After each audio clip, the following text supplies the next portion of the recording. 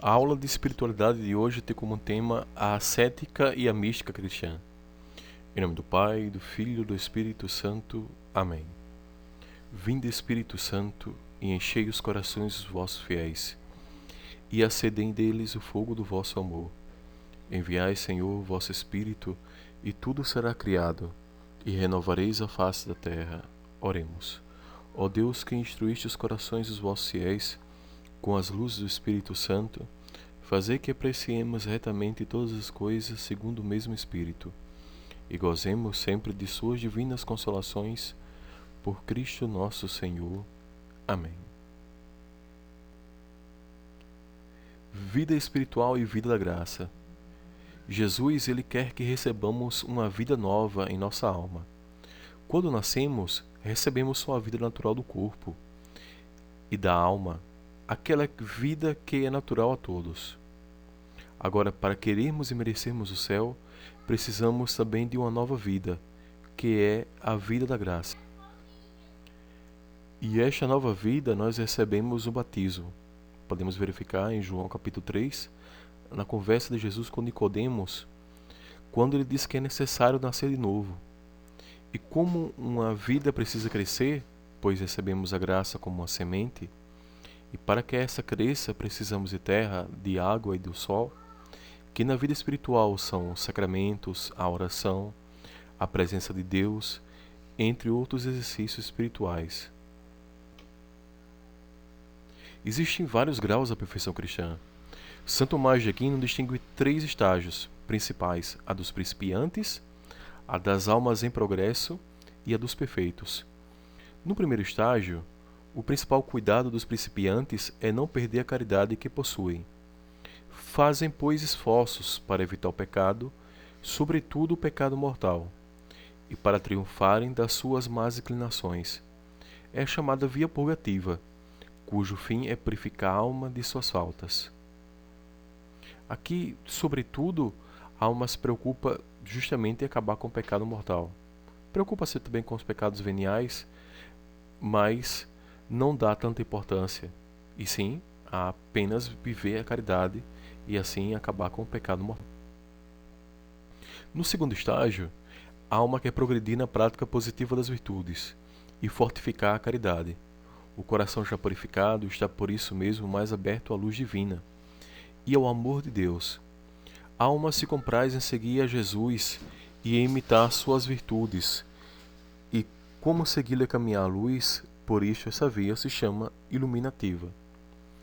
No terceiro estágio, os perfeitos não têm mais que um cuidado, apenas aderir a Deus e ter nele suas delícias, procurando constantemente unir-se a Deus. Estão na via unitiva. O pecado lhes faz horror, porque receiam desagradar a Deus e ofendê-lo. As virtudes lhe atraem, sobretudo, as virtudes teologais, porque essas são meios de se unirem a Deus. Essas virtudes teologais, como conhecemos, são a fé, a esperança e, sobretudo, a caridade cristã. Para crescermos na vida sobrenatural, também temos a necessidade da mortificação. A mortificação também chama-se luta contra os obstáculos. Esse aspecto da vida cristã chama-se aspecto negativo. Existem vários inimigos da alma. Os inimigos principais são pecados e as imperfeições. Inimigos secundários são o mundo, o demônio e as formas que ele age, que é na tentação, a obsessão e possessão, e também a carne.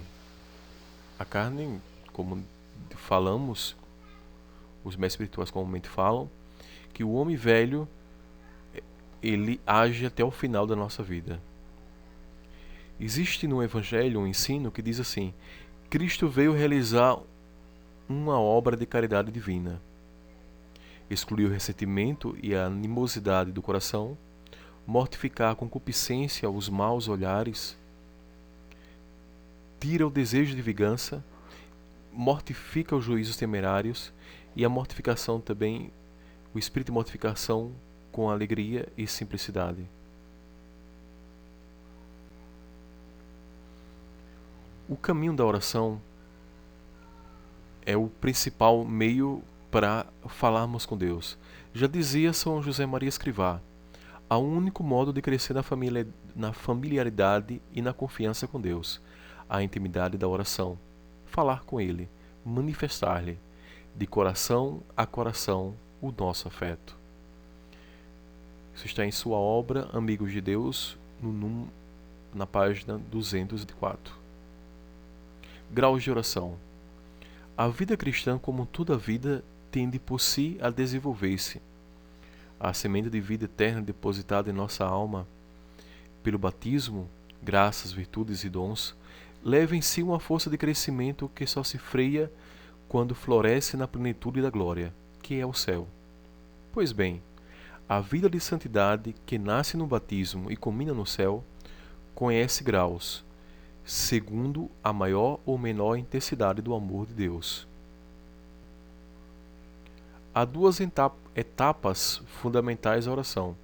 A primeira é a que atua mais a razão do homem, iluminada pela fé.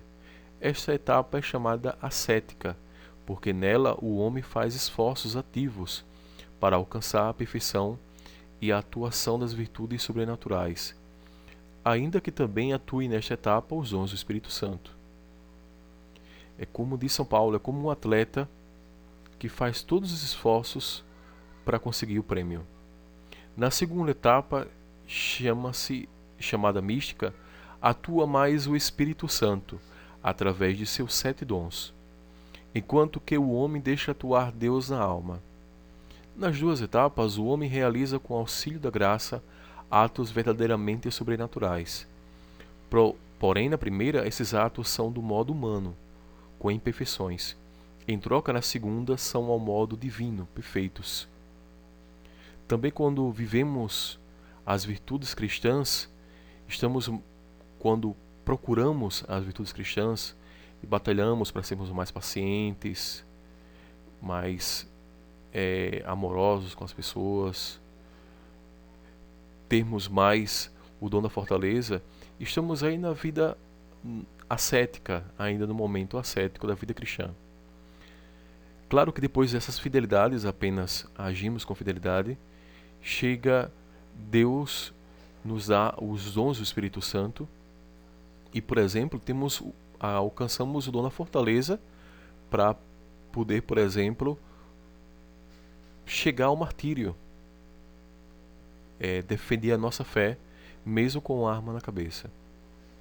E aqui também, no caso, lá procuramos vivenciar as virtudes, cada vez mais procurar, como por exemplo, a questão da paciência, procurar ser mais paciente. E Deus, quem é fiel nas pequenas coisas, também é fiel nas grandes, Deus vai dando mais dons pela nossa fidelidade. No caso da oração, também agimos dessa forma, na parte ascética, com mais esforços humanos, e na parte mística, atua mais o Espírito Santo e nós colaboramos com o Espírito Santo, deixando que ele haja em nossa alma. Na etapa principalmente ascética, existem vários graus de oração. O primeiro grau chama-se oração vocal. Sobre as orações vocais, encontramos muita coisa no Catecismo da Igreja Católica, do número 2700 ao 2704. No número 2701, fala-se assim: a oração vocal é um elemento indispensável da vida cristã. Aos discípulos atraídos pela oração silenciosa do seu mestre, este ensina-lhes uma oração vocal, o Pai Nosso. A oração vocal não é algo exclusivo de crianças ou principiantes. Ela está muito de acordo com o modo do ser humano, corpo e espírito. Expressar externamente os nossos pensamentos, desejos, súplicas, afetos. Isto é rezar com todo o nosso ser. Por exemplo, até quando falamos ao telefone, o sorriso é importante quando falamos, por exemplo, com um cliente, com uma pessoa conhecida. E aqui também, Deus não necessita disso, mas sim nós necessitamos. A oração vocal, os esforços que fazemos, são necessários também para que todo, como diz: todo o nosso corpo glorifique a Deus. Glorificamos a Deus com corpo, com alma e com espírito. O segundo grau de meditação é a meditação. Existe no Catecismo da Igreja Católica, do número 2705 ao 2708, várias passagens que falam sobre a oração. Uma mesma oração vocal, ao ser recitada por diferentes pessoas, suscita nelas ressonâncias distintas, afetos e inspirações muito pessoais. É o começo da oração mental ou meditação. A oração mental é, em meu entender, uma relação íntima de amizade em que muitas vezes nos entretemos a sós com Deus, que sabemos que nos ama, dizia Santa Teresa d'Ávila no Livro da Vida.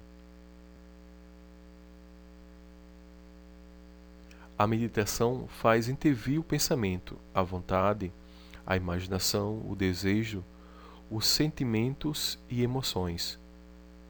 Esta mobilização é necessária para aprofundar nas convicções de fé, suscitar a conversão do coração e fortalecer a vontade de seguir a Cristo.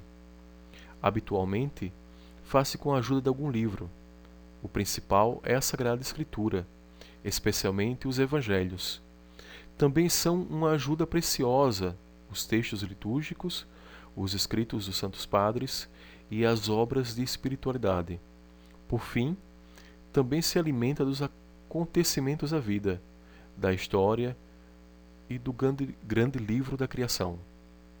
Contemplando toda a criação divina, começamos a meditar naquele que os fez, o Deus que nos ama. O terceiro grau chama-se a oração afetiva.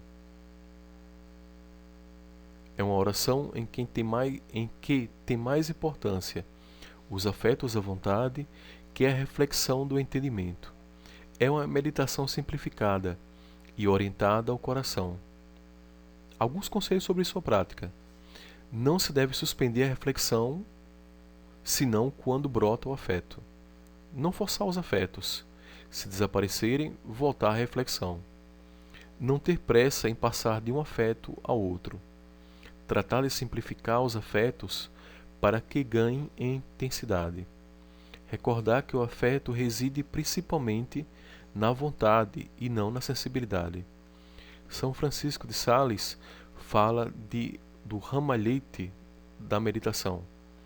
Quando tem alguma parte do corpo da meditação que o nosso coração mais bate no sentido espiritual, a gente pode lembrar aquela verdade de fé, e assim como um ramalhete de flores que a gente no jardim colhe, e durante o dia cheiramos aquelas rosas para lembrar, digamos assim, daquele passeio, daquele belo passeio, assim também nós lembramos aquela verdade de fé, e assim nossa alma novamente se inspira e volta àquele afeto.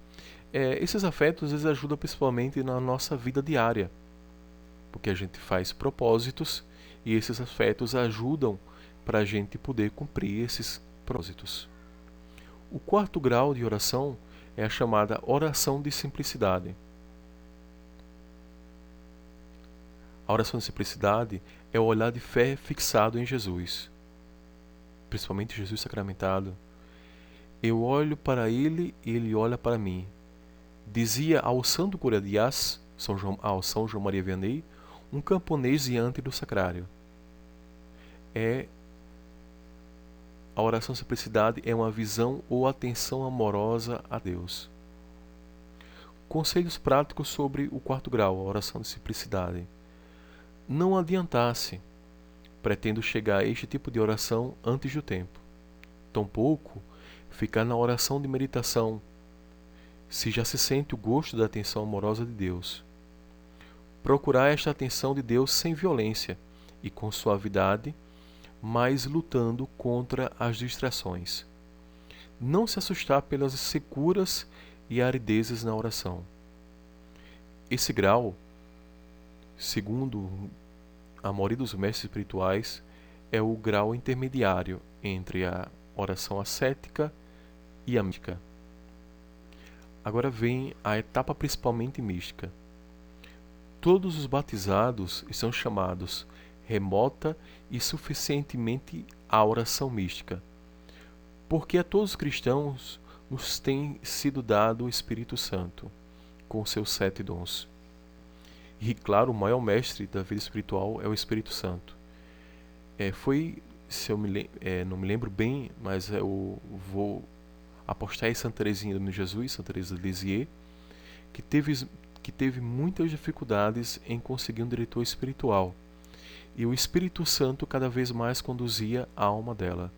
Tanto que ela, inspirada pelo Espírito Santo, fez um caminho chamado a infância espiritual, uma via de amor a Jesus Cristo. Assim como Jesus nos chama a um alto grau de santidade, sede perfeitos como o meu Pai Celeste é perfeito, isso está contido em Mateus capítulo 5, versículo 48, assim também nos chama a altos graus de oração. A oração mística é absolutamente normal na vida cristã. Não é algo apenas de religiosos ou de grandes santos, mas todo batizado é chamado à oração mística. Contemplação. A contemplação é um olhar sobre valores superiores ou intuição, geralmente deleitosa do transcendente. No cristianismo, a meta final da contemplação é a visão de Deus face a face. A teologia católica distingue a contemplação adquirida e a contemplação infusa. A contemplação adquirida é aquela que resulta da leitura e do estudo da palavra de Deus e dos artigos da fé. Supõe o aparato conferido pelo batismo, a graça santificante, as virtudes teologais, as cardeais e os dons do Espírito Santo. O estudo da palavra nunca é meramente acadêmico, mas um encontro com Deus. Então nós vamos preparando a alma, por isso que ela se chama-se adquirida. E a contemplação infusa é aquela que não depende tanto da leitura e estudo, mas é um precioso dom do Espírito Santo, que dá a quem quer. Pode ser por uma intuição repentina e profunda de uma verdade muitas vezes professada, mas nunca muito significativa. O rico conteúdo dessa proposição poderá patentear-se,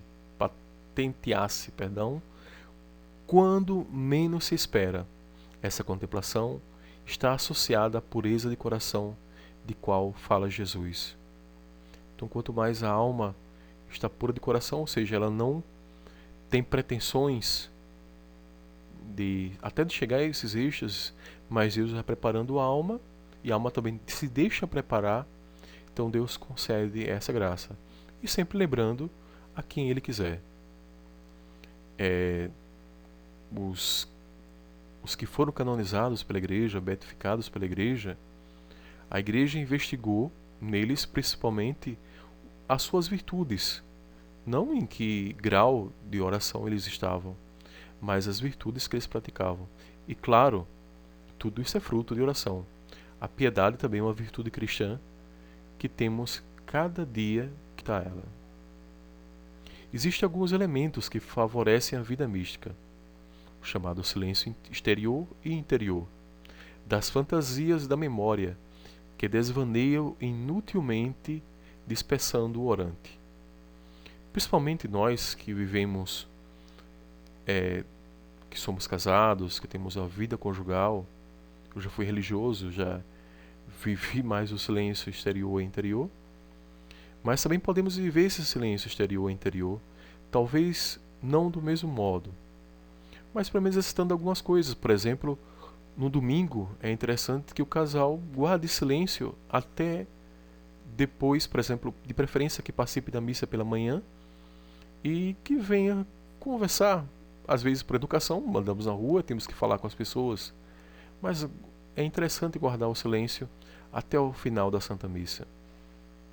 Ter uma frequência nos sacramentos, e aí, claro, principalmente o sacramento da Eucaristia, que propicia a mútua imanência do Cristo no cristão e vice-versa. A confissão. Santa Teresa d'Ávila, é interessante quando ela fala sobre a confissão, que ela confessava-se quase todos os dias. É exagero, pode-se dizer, para que a gente não caia, digamos assim, em alguns outros erros, por exemplo, que a alma fique temerosa de tudo que ela faça é pecado. Seria interessante que ela se confessasse a cada mês ou de cada 2 meses. O Papa João Paulo II se confessava-se a cada semana. Na verdade, o sacramento da confissão não é apenas para apagar os pecados, mas também para fortalecer a alma contra pecados futuros. E outro elemento que favorece a vida mística é a chamada Lectio Divina, que reúne em si a contemplação adquirida e infusa.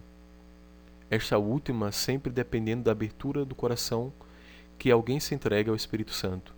Lendo, a gente conhece bem a Lectio Divina, da tradição cristã, que lê a Escritura várias vezes, até compreender aquelas passagens. Não só até compreender aquelas passagens, meditá-las, contemplá-las, exercitar aí a oração de afeto, vendo aquela passagem que mais mexe com a nossa alma. E assim, por exemplo, usar o ramalhete durante o dia, que cita São Francisco de Sales, e cada vez mais lembrar daquela passagem que vai dar mais afetos à alma. A Lectio Divina, como se diz alguns diretores espirituais, alguns mestres espirituais, deve ser como devemos ruminar a palavra de Deus, mastigá-la, voltar a mastigá-la novamente, como por exemplo faz o boi, ruminando a comida. Nesse aspecto, temos de modo espiritual, temos que assim se alimentar da palavra de Deus. E existe um meio, alguns dizem, não existe atalho para Deus, mas de fato existem cruzes, virtudes, esses são os caminhos. Mas existe um caminho mais fácil, claro que você ainda exercitando as virtudes, levando a sua cruz, mas existe um modo mais fácil de vivenciar tudo isso, que Maria é a forma de Deus. No 5º capítulo do Tratado da Verdadeira Devoção à Santíssima Virgem, São Luís Maria Grignon de Montfort nos fala dos motivos para nos consagrar a Jesus Cristo. Não a Virgem Maria, falamos consagração à Virgem, mas a Jesus Cristo pelas mãos da sua Mãe Santíssima. São Luís diz que a consagração a Nossa Senhora é um caminho fácil, curto, perfeito e seguro para chegar à união com Deus, na qual consiste a perfeição cristã. Tratado da Verdadeira Devoção, número 152. Neste artigo final desse slide, trataremos da consagração a Maria como caminho curto para chegar a Cristo. Aí a imagem de Nossa Senhora, a Mãe da Eucaristia. São Luís Maria Grignon de Montfort afirma que a devoção à Santíssima Virgem é um caminho curto para encontrar Jesus. A encontrar Jesus Cristo, porque ninguém se perde nesse caminho e se avança por ele com mais alegria, facilidade e com mais prontidão. Tratado da Verdadeira Devoção, número 155. A Virgem sempre aponta a Jesus. Ela nunca pede glória para si. Ela disse no primeiro milagre de Jesus Cristo, a quem ela intercedeu por aqueles noivos, ela disse: fazei tudo o que ele vos disser. Ela não pede para si, mas aponta para Jesus Cristo. Por esse caminho avança-se mais em pouco tempo de submissão e dependência para com Maria, que durante anos inteiros de vontade própria e de apoio a si mesmo. Então, por mais que façamos, que nos esforcemos, por essa devoção, por essa consagração à Virgem Maria, por isso nós alcançamos voos maiores do que se fizesse tudo por nossa conta. Isso aqui está no Tratado da Vera Devoção, número 155. Assim, se queremos chegar rapidamente ao Senhor, escolhamos o caminho da consagração total a Nossa Senhora, indicado a nós por São Luís Maria Grignon de Montfort, pois esta devoção é um caminho curto que em pouco tempo nos leva a Jesus Cristo. Este foi o caminho trilhado pelo próprio Cristo, além de muitos santos e santas em todos os tempos, como Santo Efrem, São João Damasceno, São Bernardo, São Bernardino, São Boaventura, São Francisco de Sales, São Domingos de Gusmão. Isso trata da Vera Devoção, número 152. Muitos outros conhecidos e anônimos se consagraram inteiramente à Virgem Maria e se santificaram rapidamente. Então, sigamos os passos desses santos, nos consagremos a Nossa Senhora para chegar mais rápido a seu Filho Jesus Cristo. Lembremos que Jesus Cristo, ele passou 30 anos da vida morando com Maria e 3 anos apenas de missão na terra. Então, ele mostrou com o exemplo como é importante essa consagração a Jesus Cristo por meio de Nossa Senhora, como é importante a nossa dedicação à Virgem Maria. Sejamos servos fiéis. Não é necessário ter uma corrente à mostra em alguma parte do corpo. Algo devoto pode ter, interessante, um modo de piedade. Mas a principal corrente de escravidão à Virgem tem que estar no nosso coração, entregando a ela os nossos afetos, a nossa vontade, até as indulgências que recebemos. E não tenhamos medo, porque ela vai apresentar tudo a Jesus Cristo, vai embelezar todas as nossas orações e apresentar a Ele. E, com certeza, como nos ensina São Luís Maria Grignon de Montfort, até os seus desejos, claro que aquilo que realmente vai lhe ajudar a sua santificação, a Virgem vai apresentar ao seu Filho, e se for assim, para o nosso maior bem, Ele vai nos conceder. Pedimos várias coisas a Deus. Ele não tem obrigação de nos dar nada, mas Ele nos dá, e uma obrigação como Pai, Ele nos dá tudo aquilo que precisamos, como por exemplo um pai de família, uma mãe de família. Quando eu tenho 2 meninas, quando temos os nossos filhos, não temos que mimá-los com presentes, com brinquedos. Podemos até dar, mas o principal, que deve ser o nosso amor, claro, alimentá-los, levá-los ao médico, dar educação a eles, isso é o mais importante. Sabemos como pais o que é melhor para nossos filhos, e Deus e a Santíssima Virgem Maria sabe também o que é melhor para nós. Então, dediquemos todo o resto de nossa vida a Jesus e a Maria. Ave Maria, cheia de graça, o Senhor é convosco. Bendita sois vós entre as mulheres, bendito é o fruto do vosso ventre, Jesus. Santa Maria, Mãe de Deus, rogai por nós, pecadores, agora e na hora de nossa